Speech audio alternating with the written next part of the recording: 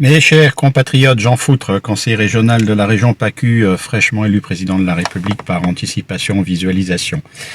Alors décidément, on a une belle bande de bras cassés là au gouvernement. Alors notamment le porte-parole, alors encore un, et on ne sait pas d'où il sort, là un petit jeune, on va finir par regretter si bête, c'est Gabriel Atable, voilà un truc comme ça.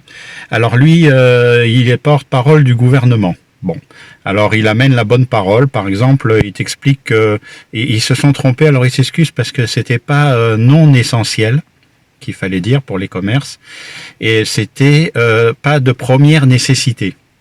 Voilà, c'est-à-dire qu'il t'insulte pendant un bon moment et après il s'excuse et tout va bien.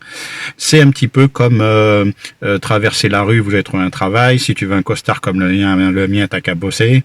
Les Gaulois réfractaires ou ceux qui ne savent pas écrire, qui ne savent pas lire, là, les illettrés. Voilà, vous vous souvenez de tous les épisodes. Alors après il s'excuse. Voilà, donc c'est pas grave. Donc alors en plus il prévoit la troisième vague. Oui, il y a déjà la troisième vague, mais alors celle-là, elle sera psychiatrique. Voilà, parce que la deux vagues, ils t'ont foutu dans la gueule. La troisième, elle va être psychiatrique. Donc, après le vaccin contre le Covid, ils vont te foutre un nouveau vaccin, le nouveau Xanax, mais en intraveineuse. Voilà, c'est-à-dire qu'il va falloir recréer, vous savez, le bureau, là, SOS Détresse Amitié dans le Père Noël est une ordure. C'est-à-dire que les mecs, ils viennent se suicider dans le téléphone. Mais il y aura un bureau pour ça, des fonctionnaires pour les accueillir, donc tout va bien. Alors en plus de ça, il te refait le Kama Sutra, le mec. Oui, parce qu'il a dit maintenant on n'a plus le droit de s'embrasser, mais on va pouvoir s'en sortir, il va falloir se serrer les coudes. Alors je vous laisse méditer là-dessus, vous avez toute la soirée pour bosser le serrage de coudes. Et, alors après, ce qui est bien, c'est qu'on a aussi une ministre du Travail, c'est Elisabeth Borgne. Ouais, un truc comme ça. Alors effectivement, on peut l'appeler n'a qu'un œil ou alors n'a qu'un demi-cerveau. C'est-à-dire que Elisabeth Borgne, elle t'explique aux ceux qui gèrent les stations de ski, hein, alors qu'il fait 28 degrés à l'ombre, bientôt au mois de décembre, elle t'explique, non, embaucher des mecs, embaucher tout ça, des stagiaires, des intérimaires, des saisonniers, embaucher tout le monde.